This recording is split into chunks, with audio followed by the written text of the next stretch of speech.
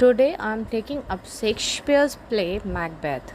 Now, Macbeth, along with King Lear, Hamlet, and Othello, is one of the four greatest tragedies written by Shakespeare. So, first, let's talk about the play itself. Macbeth is a play written around 1606. Shakespeare was writing for the theatre during the reign of Queen Elizabeth I and King James I. Macbeth was most likely written in 1606 during the reign of James I, who had been James VI of Scotland before he succeeded to the English throne in 1603. James was a patron of Shakespeare's acting company, and of all the plays Shakespeare wrote under James's reign, Macbeth most clearly reflects the playwright's close relationship with the sovereign. In focusing on Macbeth, a figure from Scottish history, Shakespeare was paying homage to his king's Scottish lineage. Now, Macbeth is not Shakespeare's most complex play, but it is certainly one of his most powerful and emotionally intense play. Shakespeare's other major tragedies, such as Hamlet and Othello and King Lear, explore the intellectual conflicts faced by their subjects and their nuances. Macbeth has shocked and fascinated audiences for nearly 400 years. Now, let's see the characters we have here. Firstly, the hero is Macbeth, the heroine Lady Macbeth. Apart from them, there are the three witches. There's King Duncan, who's king of Scotland, his two sons Malcolm and Donalbain. Then we have Banquo, who is the friend of Macbeth, and Banquo's son Fleance. And finally, there's Macduff in the major character's role. Then, if we look at the different scenes that happen during the course of the play, we find that in Act 1, Scene 1, we come to know that the witches are preparing to meet someone, and then in the next act we find that Macbeth comes face to face with the witches, and there are three things that the witches tell him. First of all, the witches address him as the Lord of Glamis, which he already was. Then secondly, they tell him that he would become the Thane of Cawdor, and finally they address him as King that shall be. Now, what happens is during that in the same place where he was coming back from the battle, Macbeth was coming back from the battle, some people come to him, some messengers come from the king, and they bestow on him the title of Thane of Cawdor, which had been given to him by the king because of his very good performance in the battle and as a token of appreciation. Now, when these two things come to be true, the first was already true, the second happens to be true, he gets that idea into his head that what about the third? Maybe the third can also come true. And then he writes a letter to his wife telling the whole sequence of events. It's later that we find out that Duncan comes to his castle because he's very happy with his performance and he wants to honor him. So he comes to his castle to stay there. And it is then that Lady Macbeth gets the idea of murdering Duncan. She says, why not make the third true? And then she incites Macbeth and tells him that he must kill the king and make the third statement true. Why? Because she was ambitious. She was ambitious not just for herself but also for her husband. And ambition, we find, is the fatal flaw, the hamartia, that we see in this play. And then when she incites him, he agrees to go and murder Duncan, and he goes and he sees a dagger in the air with blood drops on it, and is terrified. Again, she has to scold him and she has to coax him, and he goes and kills her.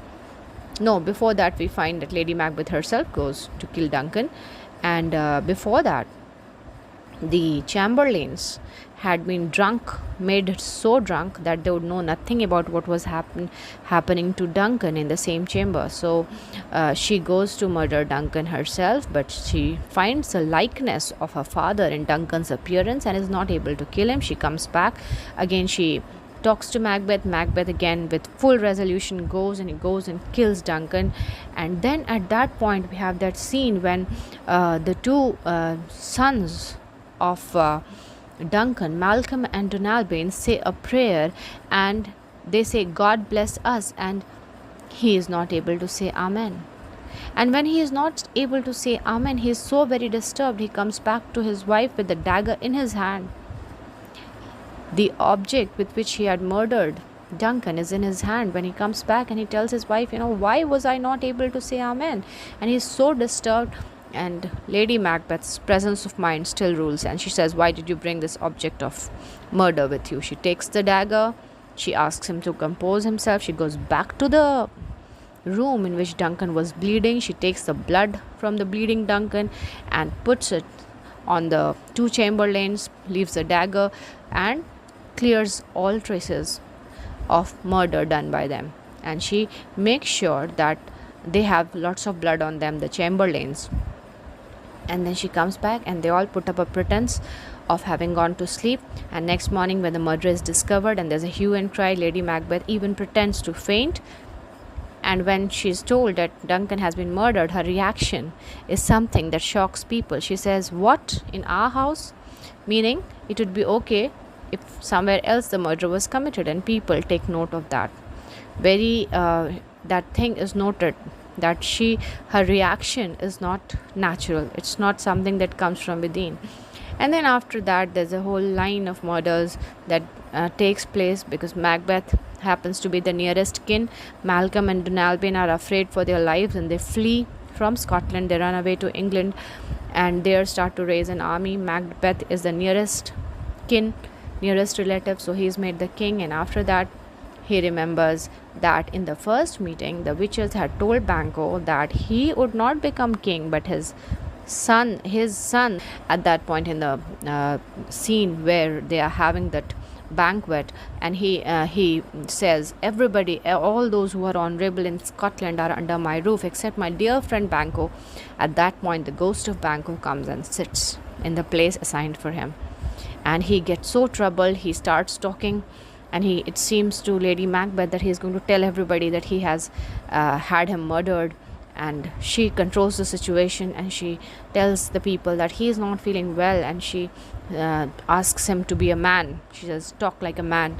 And then he controls himself. And then the second time again, when he says this, that everybody is here except my friend Banquo, again the ghost of Banquo comes and sits in the chair, and this time he blabbers so much that Lady Macbeth has to send everybody away.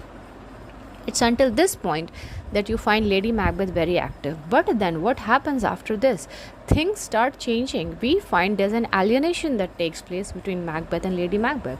Macbeth starts taking his own decisions.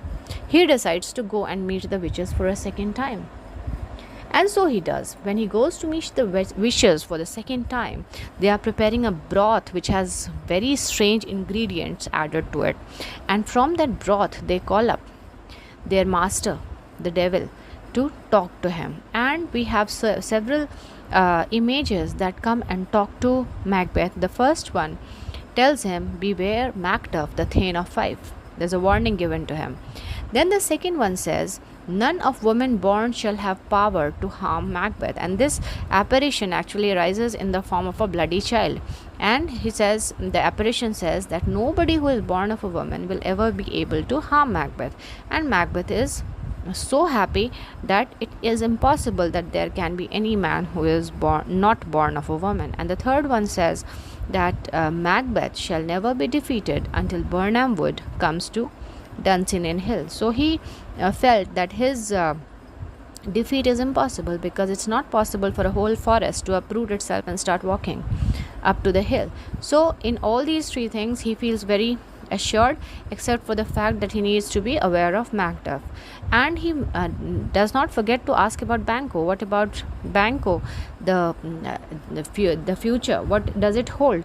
And there's an apparition of Banquo holding a glass which shows a long line of kings, and he understands that Banquo's children will definitely come to the throne. After the second meeting, we find he plans a murder.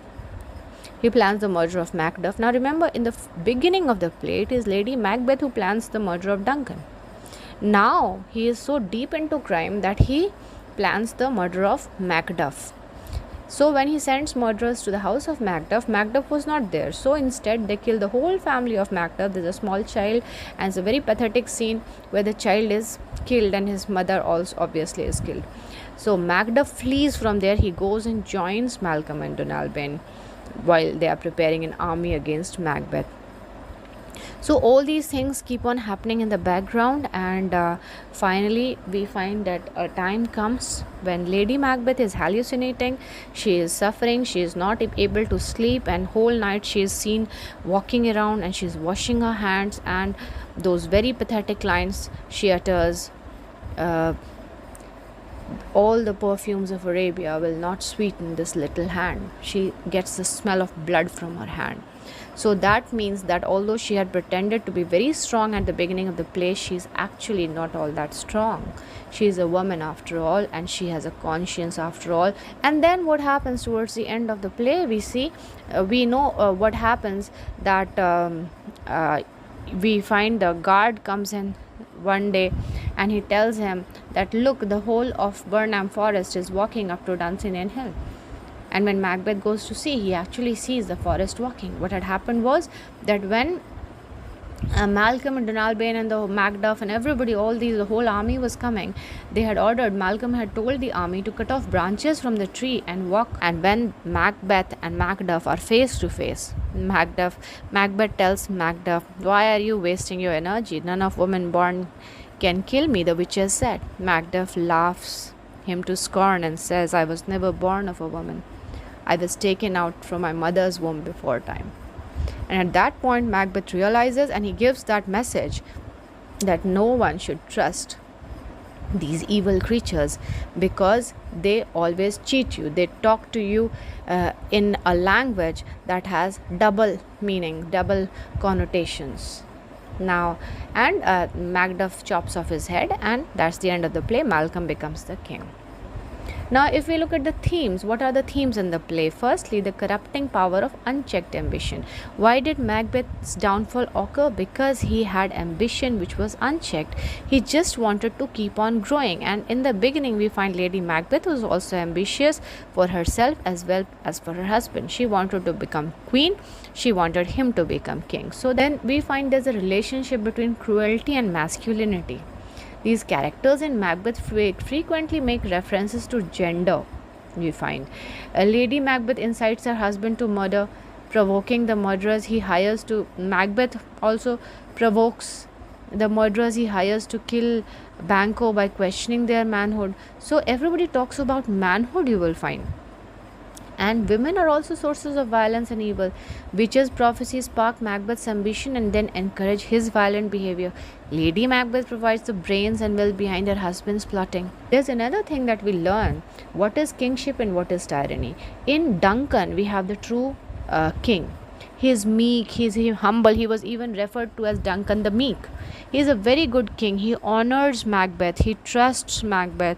He appreciates what Macbeth has done for him. So he is so good. That was actual kingship. And tyranny is what Macbeth gave to Scotland. He killed without any thought. He wanted everything for himself. He wanted security for himself. So anybody whom he saw as a threat to the crown, he just wanted him to be finished off. So he is a very good example of kingship versus tyranny. And we see the model king. When there's a talk between Macduff, Macduff talks to Malcolm about the model king, and Malcolm says the king becoming graces, justice, verity, temperance, stableness, bounty, perseverance, mercy, lowliness. All these, he says, I do not have in me, just to tempt Macduff. But there's the feeling of guilt. Macbeth's guilt about murdering his king Duncan and ordering the murder of his friend Banquo causes him to have guilty hallucinations. Lady Macbeth also hallucinates and eventually goes insane from guilt, and then finally she commits suicide. The fact that both characters suffer torment as a result of their actions suggests neither Macbeth nor his wife is entirely cold-blooded. Although they commit terrible crimes, they know on some level that what they have done is wrong. Their guilt prevents them from fully enjoying the power they craved for. Lady Macbeth says what's done cannot be undone in Act 5, Scene 1, but her guilt continues to torment her. While Macbeth's guilt causes him to commit further murders in an attempt to cover up his initial crimes, Lady Macbeth's guilt drives her to insanity and finally suicide. And we come to feel that The loss of children is a complex and intriguing theme here. For both Macbeth and Banquo, children represent the idea of continuation of a family line. Macbeth has Banquo murdered in hope of thwarting the witch's prophecy that Banquo's children will come to the throne.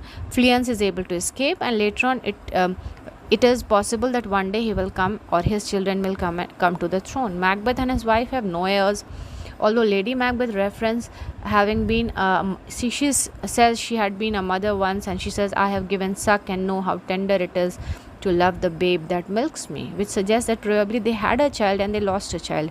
Macduff mourns the children Macbeth ordered killed, and uses their memory to spur him to victory against their killer. Seward laments the loss of his son in the play's closing battle, but is proud to have fathered such a brave soldier who fought in noble cause. Now, when we talk about hallucinations, there is the hallucination of Macbeth when he sees the dagger hanging in the air. There is the hallucination of Macbeth when he sees Banquo coming into the a room and sitting on the chair, Macbeth's ghost. Lady Macbeth was hallucinating continuously because she was thinking there's blood on her hand and she cannot just wash away the stains, and the smell of it does not go. There's violence, the use of violence in this play. Macbeth is famous for as a play with a lot of violence. Most of the killings takes place off stage. That's one good thing about it. Characters provide audience with gory descriptions of the carnage, from the opening scene where the captain describes Macbeth and Banquo wading in blood on the battlefield to the endless references to blood-stained hands of Macbeth and his wife. At the start, Macbeth defeats the invaders. In the end, Macbeth is beheaded by Macduff. In between, there's a series of murders. Duncan's chamberlains, Banquo, Lady Macduff, Macduff's son, all come to bloody ends. By the end of the action, blood seems everywhere. And there's definitely in the plot there's very great importance of the prophecies. The prophecy sets Macbeth's plot in motion. The witch's prophecy that Macbeth will first become Thane of Cawdor, then king. Weird sisters make a number of other prophecies. They tell us that Banquo's heirs will be kings. Macbeth should beware of Macduff. Macbeth is safe till Birnam Wood comes to Dunsinane, and no man born of woman can harm Macbeth. Now, save for the prophecy about Banquo's heirs, all these predictions are fulfilled within the course of the play. Still, it is left deliberately ambiguous whether some of them are self-fulfilling. For example, whether Macbeth wills himself to be king or is fated to be king. That is one thing we need to ponder upon. Additionally, the Birnam Wood and Born of Woman prophecies make clear the prophecies must be interpreted as riddles, since they do not always mean what they seem to mean. Now, if you have any questions based on Macbeth, please leave it in the segment below and I shall try my best to answer them. Thank you.